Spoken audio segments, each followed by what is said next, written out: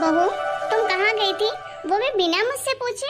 माँ जी, मैं तो पार्लर गई थी। आपको बताया तो था कि रीता दीदी के साथ पार्लर जा रही हूँ। एंजल पार्लर में डिस्काउंट चल रहा था, तो मैंने सोचा मैं भी फेशियल वगैरह करवा लेती हूँ। रीता दीदी ने कहा चलो मेरे साथ चलो, मैं भी जा रही हूँ, तो चली गई। मुझे तो याद नहीं है कब तूने मुझसे पूछा कि तू पार्लर जा रही है। अरे माँ जी, वो कमला आंटी के साथ जब आप बैठी थी तभी तो आपसे पूछा था। अरे कमला के जाने का इंतजार नहीं कर सकती थी? मैं बताती ना कि तुझे पार्लर जाना है कि नहीं। बस तुझे पैसे फिजूल खर्ची करने के लिए बोल दो। क्या जरूरत है तुझे पार्लर जाने की? हाँ, भगवान ने जैसा तुझे बनाया है वैसे ही रहेगी। देख बहू, इस बार गलती कर दी है तूने, दोबारा से ऐसी गलती बिल्कुल नहीं होनी चाहिए। मुझे ये बिल्कुल पसंद नहीं है फिजूल खर्ची, पार्लर वगैरह जाना, समझी? ठीक है माँ जी। ये घर मेरा ससुराल कम जेल ज्यादा लगता है। इतनी पाबंदियां हैं कि क्या ही कहे। अपनी मर्जी से इंसान खाना तक नहीं खा सकता है, ना ही कहीं जा सकता है, ना ही कहीं कपड़े पहन सकता है अपने मनपसंद के। अरे आजकल कौन नहीं जाता है पार्लर, सब तो जाते हैं। और मैं चली गई तो कौन से इतना बड़ा पहाड़ टूट गया, कौन से इतने पैसे मैंने खर्च कर दिए। अब क्या इस घर में मेरा इतना भी हक नहीं कि अपने ऊपर 400-500 रुपए भी खर्च कर सकूं? 24 घंटे नौकरानी की तरह काम करती रहती हूँ। जरा सा अपने लिए कुछ कर लूँ कि मम्मी जी का प्रवचन शुरू हो जाता है। खैर रहना तो इसी घर में है, कर क्या सकती हूँ।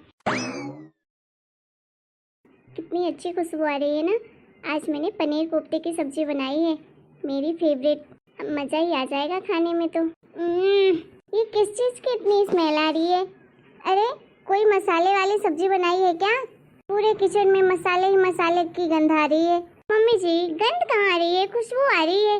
मैंने तो पनीर कोफ्ते बनाए हैं। क्या? किसने बोला तुझे पनीर कोफ्ते बनाने के लिए? हाँ, तुझे पता है ना पनीर से मुझे एलर्जी है, मैं पनीर नहीं खा सकती हूँ। हाँ माँ जी, मैं जानती हूँ कि आप नहीं खा सकती हैं पनीर की सब्जी, इसलिए मैंने आपके लिए आलू भिंडी की सब्जी बनाई है, आपकी फेवरेट। आपको भी तो पता है मुझे पनीर कोफ्ते की सब्जी कितनी पसंद है, तो मैंने सोचा आज क्यों ना अपने लिए बना लेती हूँ। बहू, आजकल तुम कुछ ज्यादा पैसे नहीं खर्चे करने लगी हो? अरे 400 रुपए किलो पनीर आती है, ऊपर से तुमने 2-2 सब्जियां बनाई है, कितनी गैस लगती होगी? हाँ, गैस का दाम पता है ना कितनी महंगी गैस हो गई है। हे भगवान, इस बहू को तो कितना भी समझा लूं, लेकिन समझने का तो नाम ही नहीं लेती है। सब कुछ इसे अपनी मर्जी का ही करना है, बस खर्चे करने के लिए बोल दो। मेरा बेटा इतने मेहनत से पैसे कमाता है और ये सारे पैसे उड़ाने में लगी रहती है। नहीं मम्मी जी, वो मेरा पनीर खाने का बहुत मन कर रहा था बहुत दिनों से, तो सोचा आज अपने लिए बना लेती हूँ। पिछली बार जब सूरज जी आए थे तभी घर में पनीर बनी थी, पूरे 2 महीने हो गए हैं तब से अभी तक घर में पनीर नहीं बनी। दोबारा इस बात को ध्यान में रखना कि कभी घर में फालतू के खर्चे नहीं होने चाहिए, थोड़ी बचत करना सीखो, समझी? ये घर गृहस्थी तुम्हें ही चलाना है। ठीक है मम्मी जी, आपकी बात को मैं ध्यान में रखूंगी। मम्मी जी, आज मेरे भाई का फोन आया था, बोल रहे थे मेरे भतीजे का 2 दिन बाद जन्मदिन है, तो मैं जा सकती हूँ क्या? मम्मी भी बोल रही थी आजा बेटा, तेरी दीदी लोग सब लोग आई हैं, तू भी आजा, सबसे मिल लेना। तो बोलिए मम्मी जी, मैं चली जाऊँ क्या अपने मायके? कोई ज़रूरत नहीं है बहू कहीं भी जाने की। अरे तुझे तो पता है ना कि मेरी तबीयत ठीक नहीं रहती है, और अगर तू चली जाएगी तो घर का काम कौन करेगा? हाँ, ऊपर से कल नेहा बिटिया भी आ रही है घर, अब वो रक्षाबंधन तक रुकेगी, अब मायके आकर काम करेगी, तो तुझे अच्छा लगेगा क्या? बता। बाकी तू देख ले, मैं मना तो नहीं कर रही हूँ तुझे जाने के लिए, वैसे तू समझदार तो है ही, तो सोच ले समझ ले, जैसा तुझे ठीक लगे वैसा कर।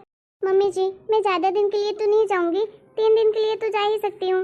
मेरी दीदी लोग आएंगी, बुआ लोग आएंगे, तो सबसे मिल लूँगी, सब सारे रिश्तेदार आएंगे, तो मुझे भी अच्छा लगेगा, तो फिर मैं चली ही जाती हूँ। बहू, कहीं जाने की कोई ज़रूरत नहीं है, मैंने सोचा था तुम समझदारी से काम लोगी, लेकिन नहीं, तुम तो अपना फैसला सुनाने पर आ गई। चुपचाप से घर में रहो और मेरी बेटी कल आ रही है उसकी तैयारियां करो, समझी? मम्मी जी कभी नहीं सोच सकती मेरे बारे में। अरे मेरा कितना मन था जाने का मायके, कि दीदी लोग आई थी, सबसे मिल लेती एक बार। अरे 1 साल हो गए पूरे पूरे, तब से नहीं गई अपने मायके। जाने का मौका मिला था तो मम्मी जी का अलग नाटक शुरू हो गया। मुझे तो पहले ही पता था कि मम्मी कभी नहीं जाने देंगी मायके। Hello mummy. हेलो काजल बेटा, क्या कर रही है, कैसी है तू? अरे तू कब आ रही है? तेरी दीदी और तेरे भैया पूछ रहे थे कि जल्दी से आ जाए काजल, हम उसका इंतजार कर रहे हैं। हाँ मम्मी, आने वाली तो थी लेकिन नहीं आ पाऊंगी लगता है, मुझे ना फीवर आ गया है, वीकनेस भी बहुत लग रही है। अब ऐसे अच्छा नहीं लगता ना कि वहाँ सब मेहमान आएंगे और मैं बीमार होकर वहाँ आऊँ। अरे बेटा, बहुत ज़्यादा तबीयत खराब है क्या? आ जाना ही, अच्छे डॉक्टर को दिखा देंगे। अरे नहीं मम्मी, घर में फंक्शन है और इस तरह बीमार होकर आऊँ अच्छा नहीं लगता है। देखती हूँ, अगर ठीक हो जाऊँगी तो फिर आ जाऊँगी, और अगर नहीं ठीक होंगी तो फिर बाद में कभी आऊँगी। बेटा आ जाती तो बहुत अच्छा लगता। साल भर हो गए, साल भर से तू नहीं आई, सब तुझे बहुत याद करते हैं। हाँ मम्मी, याद तो मुझे भी सबकी बहुत आती है। मेरा भी बहुत मन था आप लोगों से मिलने का, लेकिन क्या करूँ, तबीयत ही खराब हो गई। ठीक है बेटा, बाद में आ जाना, अपना ख्याल रखना। ठीक है मम्मी, रखती हूँ। क्या कर सकते हैं मम्मी, किया धरा तो सब आप लोगों का ही है। ऐसा ससुराल ही ढूंढ के दिया है मुझे, क्या करूँ, रहना तो मुझे यही है, तो यहीं के हिसाब से ही तो रहना पड़ेगा। आप लोगों ने तो देखा कि लड़का पैसे कमाता है, घर अच्छा बना है, तो अपनी बेटी की शादी कर देते हैं, बहुत खुश रहेगी। आप लोगों ने तो ये देखा ही नहीं कि वहाँ रहने वाले लोग कैसे हैं। खैर, जीना मरना जो भी है सब इसी घर में ही करना है, तो रहना तो उसी घर के हिसाब से ही पड़ेगा मुझे। हाँ बेटा, तुझे नींद तो अच्छी आई ना तेरे भाभी के कमरे में? हाँ मम्मी, मुझे बहुत अच्छी नींद आई भाभी के कमरे में। मैंने और भाभी ने तो रात में ढेर सारी बातें की। फिर तो मेरी बेटी सो ही नहीं पाई होगी। बहू, मैंने तुझे कहा था ना तू गेस्ट रूम में सो जा, तो तुझे भी सुकून नहीं मिलता है। फालतू में मेरी बेटी को परेशान किया होगा रात भर। अरे बेटा, मैं तो तुझे अपने कमरे में ही सुलाती, लेकिन तुझे तो पता है कि मैं कभी भी किसी को अपने बिस्तर में नहीं सुलाती हूँ, मुझे अनकंफर्टेबल महसूस होता है, इसलिए। हाँ मम्मी, मैं जानती हूँ, लेकिन मुझे भाभी के कमरे में बहुत अच्छी नींद आई। मम्मी आप टेंशन मत लो, मैं बहुत रिलैक्स करके सो रही थी। मम्मी जी, सूरज जी का फोन आया था सुबह सुबह, उनके हाथ और पैर में चोट लग गई है, एक्सीडेंट हो गया है कहीं पे, तो उन्होंने मुझे कुछ दिन के लिए अपने पास बुलाया है, रहने के लिए, खाना वगैरह बनाने के लिए। अरे हाँ, मेरे बेटे का फोन मेरे पास भी आया था, मुझे भी बताया उसने। लेकिन बहू, तुझे कहीं जाने की जरूरत नहीं है, तू घर में ही रह, और वो इतने बड़े शहर में रहता है, तू अकेली कैसे जाएगी वहाँ? तू तो यहीं रह, मैं एक काम करती हूँ, मैं चली जाती हूँ, और मेरे साथ नेहा बिटिया भी चली जाएगी। वैसे भी नेहा बिटिया रक्षाबंधन तक तो रुकेगी ही यहाँ, तो मेरे साथ चलती तो सूरज बेटा के यहाँ रुकते कुछ दिन, वहाँ भी घूमते फिरते, और मेरे घुटनों में भी दर्द रहता है तो अच्छे डॉक्टर को भी दिखाती। बड़े शहर में बहुत अच्छे अच्छे डॉक्टर होते हैं, तो अपना इलाज भी करवा लेती वहाँ जाकर। क्यों नेहा बेटा, सही है ना? चलेगी ना तू मेरे साथ? नहीं मम्मी, मैं 3 दिन बाद अपने ससुराल जा रही हूँ वापस। रक्षाबंधन को तो पूरे 1 महीने हैं, बाद में आऊंगी फिर। और मैं तो कहती हूँ कि आप भी मत जाइए भैया के पास, भाभी को जाने दीजिए। भाभी को बुलाया है तो भाभी अच्छे से सेवा भी करेंगी। आपकी तो खुद की भी तबीयत ठीक नहीं रहती है, तो आप क्या ही करेंगी उनकी सेवा? अरे तो क्या ही सेवा करनी है, खाना तो बनाना है, तो धीरे धीरे 2 लोगों का खाना तो बना ही लूंगी। और तू क्यों नहीं चलेगी मेरे साथ?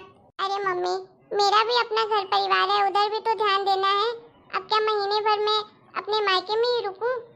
फिर तो मैं अकेले जा ही नहीं पाऊंगी वहाँ पर, कैसे जाऊंगी, इतनी पढ़ी लिखी भी तो नहीं हूँ। तभी तो बोल रही हूँ मम्मी, भाभी को जाने दो। वैसे भी भैया भाभी एक दूसरे से दूर ही तो रहते हैं, कुछ दिन इसी बहाने पास रह लेंगे। फिर तो मैं यहाँ अकेली पड़ जाऊंगी ना, मेरी कौन देखभाल करेगा यहाँ पर? अरे मम्मी, अभी तो 2-4 दिन मैं ही हूँ, उसके बाद बीच बीच में मैं आती रहूंगी। घर में एक नौकरानी रख लो, काम वो कर देगी। वैसे भी इतना पैसा बचा कर करोगी क्या? पहले तो घर में नौकरानी थी, जब से भाभी आई तब से आपने नौकरानी को भी घर से निकाल दिया। नौकरानी का दर्जा तो आपने भाभी को दे दिया है। आपके कामों की वजह से वो बेचारी अपने पति के पास भी नहीं रह पाती हैं। अरे मम्मी, जरा सा भी तो आप भाभी के बारे में सोचा करो ना, उनको भी तो कितना मन करता होगा अपने पति के साथ रहने का, मायके जाने का। लेकिन आप इतनी पाबंदियां लगा के रखते हो भाभी को कि क्या ही कहें। मैं तो भाभी की जगह होती ना तो कब का अपना ससुराल छोड़कर चली गई होती। वो तो भाभी हैं जो आप लोगों का इतना ख्याल रखती हैं। सही कह रही है बेटा तू, मैंने सच में अपनी बहू पर बहुत पाबंदियां लगा के रखी हैं, उसके अपने हाथों की कठपुतली बना कर रखा है। बहू, आज से तुझे इतना सब कुछ सुनने की कोई ज़रूरत नहीं है, तू अपने हिसाब से रह सकती है। और तू अभी चले जाना अपने पति के पास, कुछ दिन रहना, उसके बाद आ जाना, फिर अपने अपने मायके भी चले जाना। मैं सूरज बेटा से कहूँगी कि वो तुझे हमेशा अपने साथ ही रखे। आखिर शादी करके ले आया है अपनी पत्नी को तो सास की सेवा करने के लिए लाया है कि अपने पास रखने के लिए? नहीं मम्मी जी, मैं आपको छोड़कर कहीं नहीं जाऊँगी, आप भी चलेंगी हमारे साथ। नहीं तो सूरज जी से कहूँगी कि वो अपना ट्रांसफ़र यहीं करवा ले, जिससे हम अपनी फैमिली में सब लोग साथ साथ रह पाएँ। देखा मम्मी, आपकी बहू आपके बारे में कितना सोचती है। हाँ बेटा, सच में मेरी बहू बहुत अच्छी है। मैंने बहुत गलत किया है अपनी बहू के साथ, माफ़ करना बहू। हेलो दोस्तों, आपको हमारा ये वीडियो कैसा लगा? अगर वीडियो पसंद आया हो तो प्लीज़ वीडियो को लाइक करें, शेयर करें, कमेंट करें और हमारे चैनल को सब्सक्राइब करना बिल्कुल ना भूलें।